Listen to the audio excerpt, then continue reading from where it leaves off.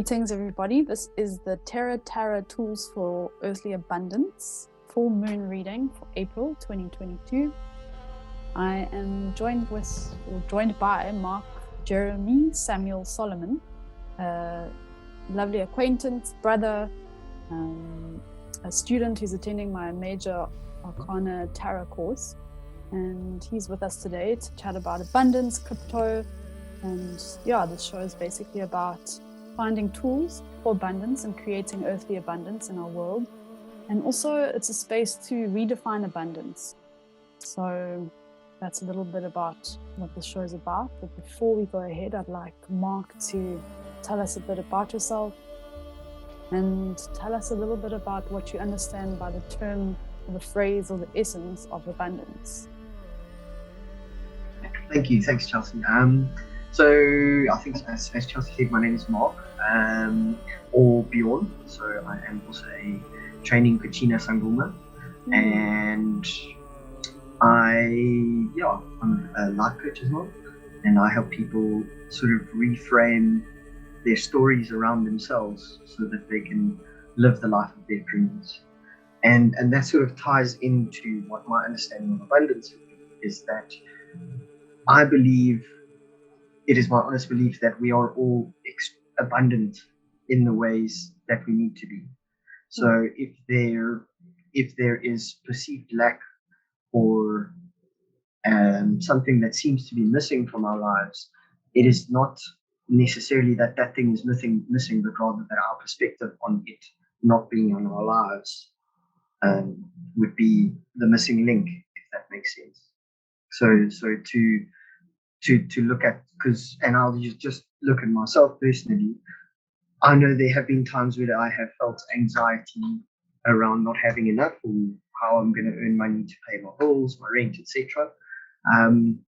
But in having said that, that anxiety is not necessarily entirely aligned with my reality, because I have a roof over my head, I have enough food to feed myself, and I have enough food to feed my cats. And those are all my needs. The rest is what I want. So that would be my little definition of abundance. And then I suppose as we align our wants with our needs in terms of our life purpose and journey, the things that we need and want become the same thing, and we have everything we want or desire. I like that. And just going back or circling back to reframing things. So and we were speaking before we started recording about distortions and how our reality can be distorted, and perhaps in the context of our conversation, abundance and our understanding of abundance can be distorted. We might think we need, a fancy car to live, but do we really need that? And so getting in touch more with our needs. So in terms of reframing abundance, what do you think could be a good way for people to reframe abundance, a tool or a piece of advice? So perhaps, and I'll use that example that you use now, is why would I want to desire a BMW? And to that point is, are you desiring the BMW for the sake of validation? I don't know if the call drops. Okay, you still hear me? So why do you want a BMW?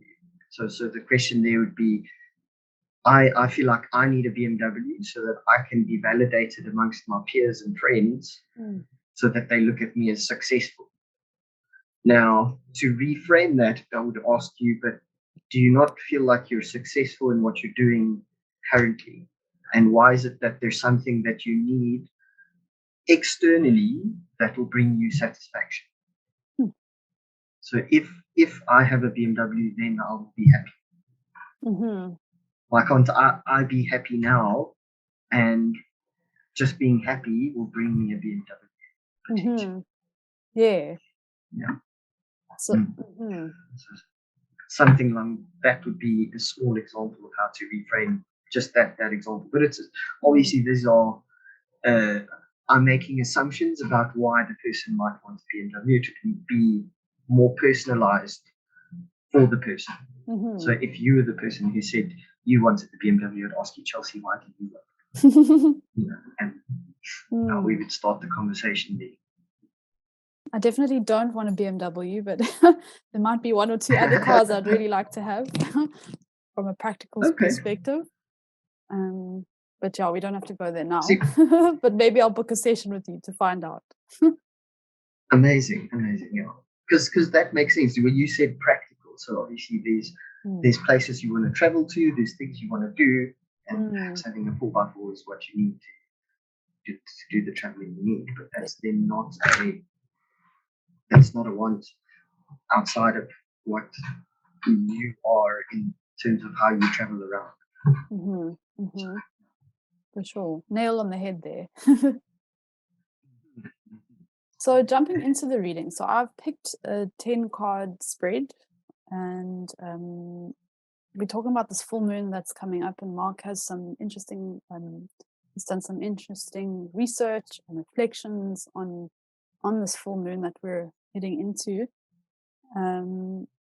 But yeah, just touching on on something that's coming up with the cards is sometimes we're waiting for something in life, like for certain things to be in place before we pursue our creative pursuits. Say we want to write, we're kind of like waiting for finances to be in place, or I'll feel more relaxed and have more free time to write when my finances are up to date, or are this or are that, or some, there's always kind of reasonings and to some degree excuses and sometimes valid reasons if one's time is really full with children and work and all sorts of family stuff.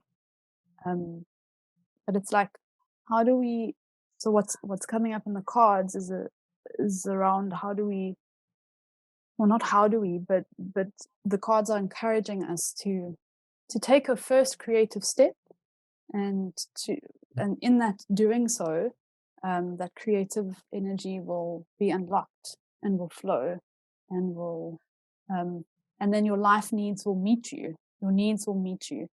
And sometimes you need to write. Some people just have that urge and they kind of blast through any external blocks or material blocks and go for it. And that's those kind of legendary people who have written series of books that turn into movies and stuff like that. So yeah, just something around that. What I'm seeing in the reading is also tools. So embracing, it shows that we have tools from our past, tools that we have honed in on, tools that have developed and refined within us, whether it's actual physical tools of what we can create in reality, to internal tools which can assist and guide people around us. Those are very present in this reading. And for those people who believe in past lives, some of these things we have developed already in the past. So if you have a skill in this, in your reality, that just comes naturally. Some people just try something and they just are natural and it flows. Those are the things that this full moon invites us to tap into for this time period in order to create abundance.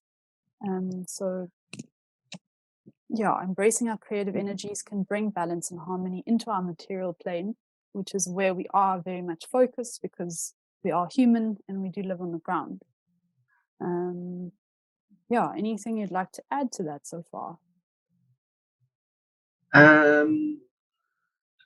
No, I think you covered it. I suppose I'm maybe just about the full moon itself, this full moon that's coming, or I don't know if you want to get to that afterwards.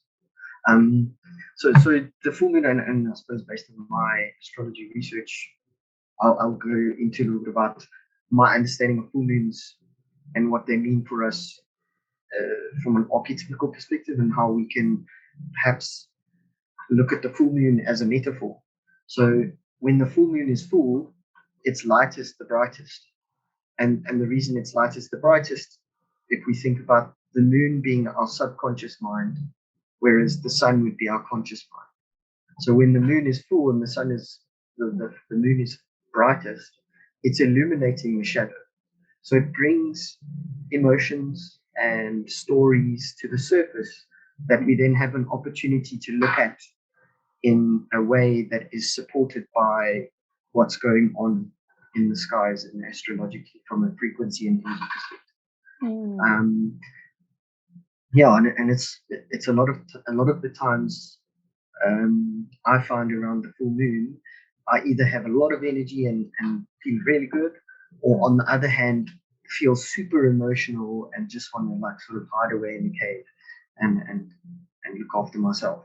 So it depends on where I'm at and how I suppose my frequency is going during full moon time. But it's definitely the time that I feel the emotions are heightened. Either side of the polarities. Do you think that relates a bit to the subconscious? Like if you have a lot of, perhaps if you have a backlog of subconscious feelings and thoughts to look at, some full moons, more of that might come up if you haven't had time or space to really look at that or push them aside. I think so. I mean, I suppose it's a part of my belief system is that as much as we are aware and conscious of a lot of our behaviors in terms of how we interact with people and how we relate to people, I believe honestly that, well, from my perspective, our strongest sort of influences when it comes to relating with people and things is actually our subconscious, because our subconscious sort of defines how we protect ourselves at a subconscious level. So, and I'll use perhaps an example with regards to abundance is if in the past I have experienced lack because people aren't buying my product for whatever reason, the subconscious then may create a protection around, what sort of story do I create to justify why people aren't engaging with me? And that could be, I could blame the weather, I could blame, my upbringing or the language I'm using, rather than looking at, well, is the product I'm selling of any value? And then perhaps also another step sort of further would be, how am I marketing this product in a way, like, am I being desperate or am I demonstrating that there is value? And we start to, when we start to believe that perhaps people don't see any value in what we're doing, we don't sell it well enough, and that's a sign of lack of self-confidence. And that's got nothing to do with the work, but rather the subconscious lack of confidence in self and lack of confidence in your ability to deliver value. Yes. So that's sort of that's how I would say it is our subconscious sort of creates our personality, and our personality is what we live out in our conscious world. And so for me, the full moon gives us an opportunity to really look at the driving forces behind our conscious behaviors or our conscious choices. Wonderful. And yeah, I totally agreed. That's profound and quite deep. And I think it's not always easy to look or go that deep, depending on one's lifestyle and one's experiences.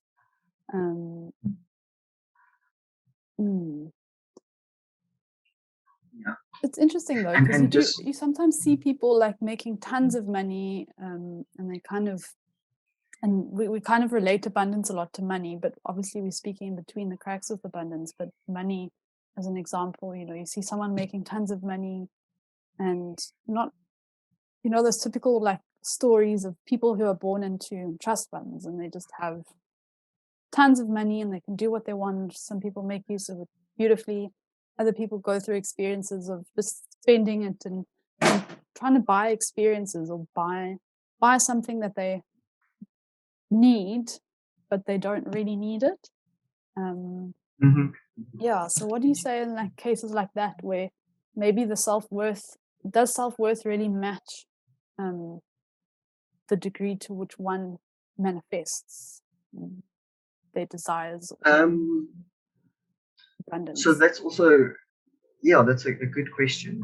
And it's a really tricky one to answer, because I think I could answer it in two ways. I think on the one hand, we could say, yes, most certainly your ability to be confident in yourself, to add value and sell your services, irrespective of what they are and whether I'm a nice person or not, has no impact on that self-value from that perspective. But at the same time, I think at a karmic, perhaps if we take it a step further and we look at the karmic patterns or archetypes, so someone who's born into a really rich family and doesn't ever have to work in their life may never experience lack from a financial perspective. But at the same time, they're probably born to parents who they never see and don't really know because they're raised by a name. And when they do see their parents are giving them things as validation and not love. And perhaps their karmic patterns are to come to realize that these things don't actually generate happiness. They just fill gaps temporarily. So it's an interesting question in the way that you phrased it. It's So that would be my short answer. And in the second way, you said you could define it or answer it from two ways. Is it so? The one way is that way. No. That was the two ways to answer your question directly. I think yes, the self-confidence and self-value definitely has an impact on your ability to earn, and that's got nothing to do with being a nice person, compassionate, or acting ethically, because we know that there's plenty of criminal organizations around the world where drug lords and gangsters are living in multi-million rand or multi-million dollar mansions. But actually they've made their money through crime and through pain and fear. But that's also just because they are, I suppose, acting in alignment with their soul's calling, but perhaps also that there's lessons to be learned for them at a soul level about why they're here on this plane. It might not have anything to do with the challenges or the karmic patterns around financial abundance, but rather how do they become more compassionate, or how do they deal with loss, because they're probably dealing with death way more than most people. So there's so it's not so black and white all the time, hey, with people's stories and people's connection to abundance. And also to your point earlier, where we're speaking about abundance, not just from a financial perspective, but from in the cracks as well. So in our lives, am I abundant in my relationships with people? Do I have lots of friends? And is there lots of conversation? Now, for some people, that might be an important thing, for like an extrovert who gains energy from interacting with people would need an abundance of people as a resource to fill themselves up.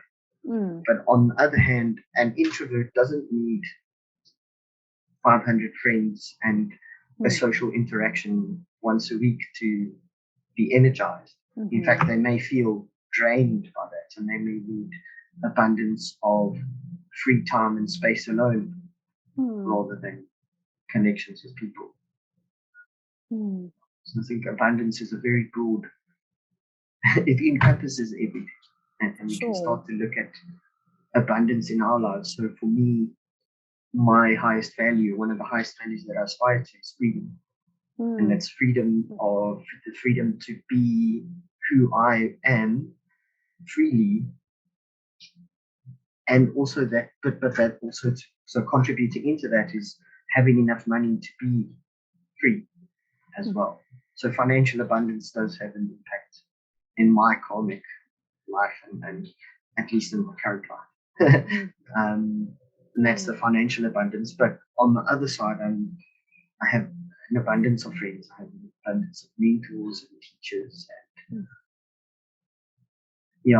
I have everything I need, but not necessarily everything I desire right now.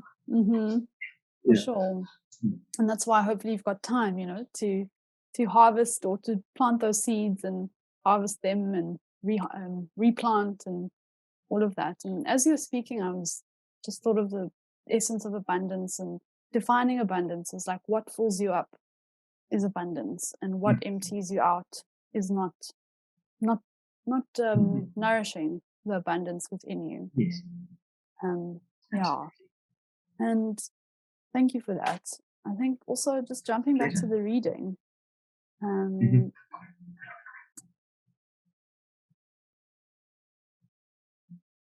It's an interesting energy here around the Two of Swords. So the Two of Swords is where we currently are, or where we have just come from, rather, in the new moon phase. And if you look at these two figures, the moon is in the card. In the two figures, there's a new moon, and then there are two, a masculine and feminine figure who are blindfolded. And this card for me always speaks to like having a truce. So any wobbles that have taken place in one's abundant world or world of abundance has kind of come to a truce. But it says that as full moon energies come up and rise, it's possible that the waves will kind of be, the balance will kind of be wobbled again. So we've got that energy, and then but and yet and we've got the lovely Queen of Swords crossing that energy, who brings us, she's kind of like a no bullshit queen. She she has the sword, and she's ready to cut through any stories, any stuff that just doesn't serve us, in a very kind, compassionate, loving way. But if one is not receptive or used to kindness and compassion, sometimes that can feel harsh. Yes. So there's a little bit of that, but all of this happening can lead to harmony. So this is the Two of Pentacles. We go from the Two of Swords to the Two of Pentacles, and that's creating harmony and a flow. And there's an 8 infinity symbol, so there's possibility for flow and tapping into one's creativity, which I was speaking to a little bit earlier. The Three of Cups, this beautiful figure with an abundance of gold hair and holding 3 cups. This is our creativity. This is our ability to create from emotion, from heart. Yeah. So we've got that energy crossing us over, or to look forward to. And also an acknowledgement and honoring from the past of moving things around in the dark. We've come to a place where we can come to harmony. So there's this figure, the 8 of Swords, who's got all these swords around her, and there's the full moon energy there. And we've just kind of, her hair's in front of her eyes, and it's not so easy to move things around. And my attention and awareness comes to a little bit around crypto at the moment. So perhaps if anyone out there is invested in crypto and you've moved some stuff around, there is kind of like whatever happened there, whether the value of a token or coin crashed or rose, it's coming to a place of harmony and balance at the moment. So it's kind of reversing a bit and honoring and just appreciating what you have done or any risks you have taken with money, whether it's investing in crypto or investing in something else. There is a chance for rebalance. So I just want to pause and ask if you want to add anything to that or speak to any of that. And also, if you're into crypto or you've been dabbling there, please do give us some of your insights. So I suppose I'll answer the last question first. I do have some investments in crypto. I was very fortunate when I did invest. The crypto value rose quite sharply, so I was able to pull out my initial investment plus a little bit extra, and I used that to, for various like expenses and stuff. And I still have well, I suppose I only drew out a third of my crypto to cover my investment and a bit extra. So I haven't, whatever crypto I've got left is just profit at this stage. And But having said that, it's also very interesting to watch crypto because it's I suppose maybe I'm just wrapping my head around it, but it's almost like to invest in crypto speculatively. It almost creates a level of anxiety, or there is some anxiety in it, because you've got to really just trust and say, okay, if I've got 10,000 Rand and I put it in Bitcoin, whatever happens, happens. I mustn't worry about whether it's going to grow or not. But inevitably, we watch the price and we're like, oh no, I lost 1,000 Rand. Oh, okay, cool, I'm up 2,000. And it's so frequent that we're going to look at this to see how it's doing. But that's rather on the speculative side. So I'm more interested, and I'm really excited for when cryptocurrency becomes an accepted form of exchange. And I know there are businesses that do accept crypto, and a lot of, I suppose, private individuals do accept crypto. But when it becomes something that's really readily and widely accepted, I think it's really going to change the way people interact, and the way people like transact. It's going to open the ways, or open the doors to much smaller transactions, like with much smaller values. You know, if and I'll just use potentially an example of a freelancer, perhaps. So a freelancer could be a writer or a PA. And in our current day and age, a PA works for one person, and they sit and they read their emails and reply to their emails, and they get a salary. But in the future, I could be a PA to 5 different people and charge them per email I read and per email I send. And that can all be done digitally without the need for submission of an invoice. It can all just be linked, and the person who's paying me doesn't even have to know how much they're paying me. I mean, they can go and check, but it could just be an automatic. I've agreed that this person will reply to my on my emails, and it'll just send the money for those replies and those things. So that's what I'm really excited about, is how does cryptocurrency change the way we transact and interact with each other? Okay, so yeah, and are you in the crypto space? I think I know you are. Yes, so working with the cryptocurrency of Alyss, which is part of the Elysios ecosystem. It's a beautiful way to transact. It gives people opportunity to use a different currency that has perhaps a different energy behind it. So all these main or fiat currencies of the world, all have different energy around it, historically speaking. And crypto tokens like Alyss and other currencies give us a chance to create a new energy around the actual token or coin, or just give a different energy around transactions. And I think crypto definitely teaches us many other things besides money. It's not even about the money, or it's about the money, but it's not necessarily about buying things or earning tons of money.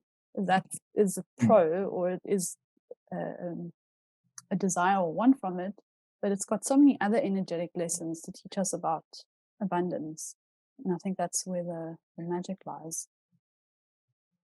Yeah, exactly. And I suppose to that point about abundance and cryptocurrency, so I suppose perhaps we could speak to a little bit of the potential conditioning around why people feel sometimes that they aren't abundant, and the current systems that exist create scenarios in which people feel lack and fear because of the man-made limitations that have been created around how much money is in existence.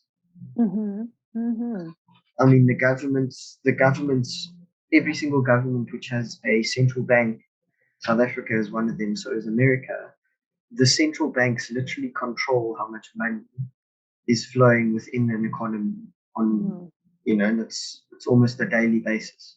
And so the lack or the ability to, let's call it, print more money is hampered by the decisions of people who want to control an environment that's not natural, because it's a man-made thing. And I believe cryptocurrency then removes that level of control from a central body and allows freedom based on an abundant principle, which is that there is always going to be enough. Yes, totally. And it's such a journey to break that conditioning, that lack, living from a point of lack, or there's not enough. And it's definitely a journey to get to that place. Yeah. So to the cards, Chelsea, I'm just wondering, so you said, so the first card was the Two of Swords? Yes. Okay. Okay, so it's interesting. I mean, the Two of Swords, if I'm reminded correctly, so there is a crescent moon, so it's sort of halfway. It's not a, or is it a new moon? I don't know. In my card, it's perhaps crescent. I'm not sure if that's supposed to be a new moon or crescent. I kind of just blur those two together, but yeah, I think it's a crescent. It's a crescent. It's the beginning of a cycle. Yes, yeah, it is. So it is a beginning of a cycle, but also this lady's standing with two swords that aren't crossed. Hers are open. So there's also there's a choice, perhaps a choice that we are not yet aware of that we can make. That's coming for the full moon, because we've also just come from the new moon now, recently. So it also aligns very, very closely with the time that we've actually just gone through.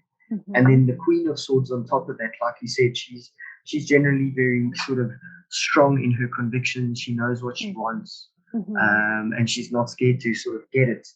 And that for me says, and especially seen as though it's crossing over the Two of Swords, it gives me the idea that we don't know what choice we're going to need to make around or near the full moon, but perhaps that when the choice arises, we will know what choice to make for our highest benefit. So that's sort of how I read the energy of those two cards. We then flow into the Two of Pentacles, and the Two of Pentacles is as a guy who's juggling two pentacles, and also like your card with the infinity sign. So that again speaks about balance, like how do I balance the scales, or but also at the same time, for me, it's speaking directly to the abundance, because in balancing, there is infinite abundance. There is never too little or too much. It's always in balance through the infinite. Yeah. And then perhaps the Three of Cups. So my Three of Cups is three ladies dancing and celebrating. Below a whole bunch of grapes and like a really green vine. And it's like they're having a really good time. Yeah. And for me, that speaks to, once we've achieved that sort of balance, we're going to celebrate from an emotional perspective and enjoy the fruits of our labor. Yeah. And it looks like a good sign. Thank goodness. We need some good signs. Yeah. Yes, I think so. With regards to the Eight of Swords, so my picture's a little bit different to yours. It appears that this lady is sort of tied to the pole behind her, but I suppose you guys can't maybe perhaps see it that well. But if you look at the ropes, they're not really that tight, and the swords in the ground around her, although perhaps because she's blindfolded may be terrifying, they're not actually hurting her. So how have we created a cage, or an illusionary cage of, I suppose, not being able to move or fear? And how do we move through that? Yeah. That's a good reflection point, I think, for anybody, what really looking around at our reality and the way that we think about things. So swords are also about the mind and mindsets and attitudes, and what attitudes or mindsets create that wall, that metaphorical wall of swords around us that prevent us from creating abundance, from having or feeling full and sustained and nourished on a deeper level. So just putting it out there for anybody to reflect on that, because it's like the first point of reflection is just being honest with yourself, or the first way to change things is to give yourself space and time to really reflect and look from an honest eye as possible. Sometimes it takes time to clean those eyes and to clean those thoughts and clean the mind in order to really see things clearly. But I like your perspective, and I like the variety of cards and the different textures that they bring to the conversation about abundance, and how to get through blocks, and how to rebalance, and the celebration with the difficult moments. It's all part of it. Yeah. Absolutely. There was something you wanted to say? Oh no, so I was just thinking on that point where you raised about the swords. So in my deck, all of her swords are pointing down, sort of stuck in the ground. So that's also potential. We could look at it and say, well, if this lady, just steps away from the pole and unties herself, she's got 8 potential options or actions that she could take once she's removed the blindfold. Yeah. So there's also opportunity that exists, and we're just blinding ourselves. So if we remove the blindfold, we can move forward. Totally. Yeah. And I think just circling back to the crypto world, I've been involved with it for a little bit, and I'm still learning, and it's a bit overwhelming to learn everything and to really understand the concept. Like, cryptocurrency is not graspable. I've said this many times to people who are like, I'm just really trying to grasp, crypto. And I'm like, don't try grasp it. It's not something you can grasp. It's just, you've got to just understand certain principles like decentralization, understand the blockchain, and a few other principles that can guide you, but don't try grasp it. So it's and what I'm trying to say is, in relation to the 8 of Swords, is that people then try grasp it, and if they can't grasp it, then they give up. They don't try start somewhere, or ask a friend who they trust to guide them on a first step or first 3 steps to get into the world. And then from there they kind of block themselves. So it's self-blocking, and it's hard to shift one's mindset from, I've even found in my own experience, from fiat currency to crypto, and to be open enough to trade in crypto and feel the abundance from that. Yeah, absolutely. Yeah. And I suppose that's also, it speaks to perhaps a little bit about the fear of the unknown, rather than having faith and trust in your abundance. And I'll speak from my perspective, because I know that when I invested in the crypto, it was also that initial sort of, but if I invest, what happens if the value drops to 0? Or, on the other hand, I also had fantasies of the cryptocurrency. I also invested in this, and I created little fantasies or imaginings that the value would go to Bitcoin level, and then I would never need to. I mean, if the number of lists that I bought at the time went to the value of Bitcoin, no one in my family would ever have to work. Never mind. Nice. Let's hope. We can only hope. Yeah. But I mean, so it works both ways. But that also, even then, we're creating and imagining of a scenario that doesn't yet exist. So it reinforces the subconscious's understanding of the lack, because we're imagining now a future that. Yeah. So just, I suppose it's. Sure. Yeah, it's a very deep concept to go to, but that's why it's so important not to perhaps fantasize, have an attachment. To fantasize. In that way. There's nothing wrong. There's nothing wrong with daydreaming and saying, one day I would like to do X, Y, and Z and have these intentions. But to daydream in that way, to say, oh, I'm reliant on a future situation where the value of this cryptocurrency is so high that I don't have to work again. It's not reflective of really what, how do I add value and how do I receive value from this? Then I'm just speculatively investing. And then I might as well go gamble. It's just some similar level of anxiety, but I get what you mean. So cryptocurrency, and that's why I say, so it's interesting to look at cryptocurrency as a speculative investment, because then that anxiety and fear, especially if you're reliant on the money you're investing, creates sort of resistance. And yes, all of us as human beings are co-creating this reality together. So if the majority of people are investing in cryptocurrency speculatively with that level of anxiety about whether the price is going to drop or rise or fall, we co-create that situation by subconsciously wishing for something that doesn't yet exist. So it's yeah. But on the other hand, I like what you spoke to is the practical aspects of what cryptocurrency enables us to do and how it enables us to transact. The value in that far outweighs the potential sort of speculative investment in a cryptocurrency, at least for me, from my understanding. And especially when we start looking at technologies like smart contracts and that sort of stuff. Yes. So if we look at, and I'll use farming as it currently exists now. So a farmer, and specifically like monocrop farms, not subsistence farming, but the guys who are growing 50 acres of corn or mealies or whatever, there's no way that the number of people living on that farm could eat all of those mealies.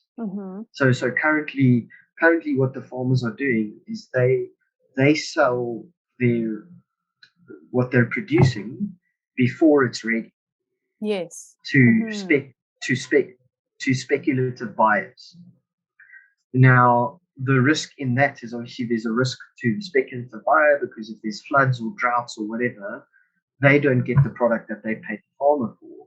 But on the other hand, there's also contracts in place that if things happen, then I suppose the farmer has to then pay for insurance and etc. But now we look at in the cryptocurrency world and with smart contracts, what the farmer could say is, I've got 50 tons of corn, and I as an individual can go and buy a portion of those 50 tons through a smart contract or an NFT, so that when those 50 tons are ready, the farmer gets his value once I get my corn. Yes. And there's no risk of me losing it because it's in an NFT, and the smart contract guarantees that unless the seller has delivered on his portion of the contract, he doesn't get his money and I get my money back. And then there may be someone in the middle who's acting as the conveyancer for that sort of transaction. But yeah, so that those are really interesting sort of tools and technologies that exist within the crypto world, which I think is really going to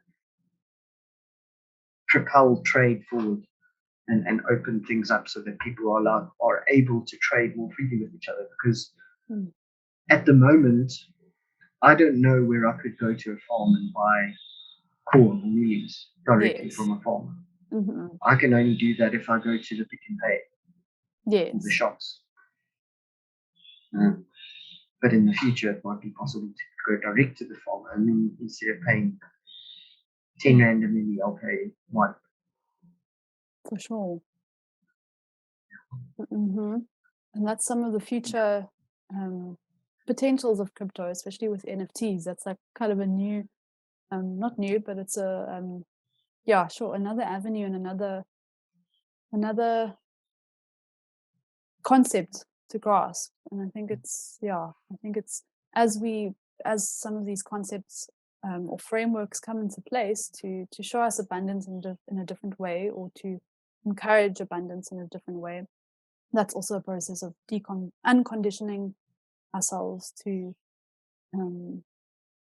just live in a different way and collectively create abundance, and that anyone can get involved. It's not just for the elite or the rich or the middle class. It's for anyone and everyone who has technology, which is a whole different conversation. But just looking at the cards quickly towards the end of them, I see the Hermit card. I think the Hermit card reminds me a little bit of you just because of the beard. Nothing else. Okay. I mean, not nothing else, but Okay, also, that's also your ability to be yeah. to be inwards and reflective. But the Hermit comes up and it asks us to take some time to reflect. So I mentioned that earlier. Time to reflect on yourself and your own understanding around abundance and what is empty in your life, which cups are empty, which are full, which can you dispose of, and which cups can you invite into your life to bring a sense of fullness, and whatever that means to you.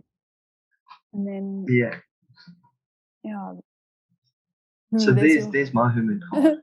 Yeah. With a small beard. It's yes, with a much smaller beard.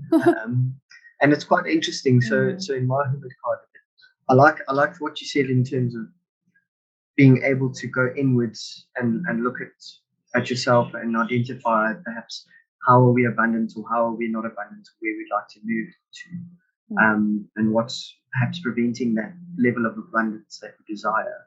But also what I like about my Hermit card is that in that self-reflection and that study, it looks like he's got a lantern and he's about to start going downhill and things are just going to get easier.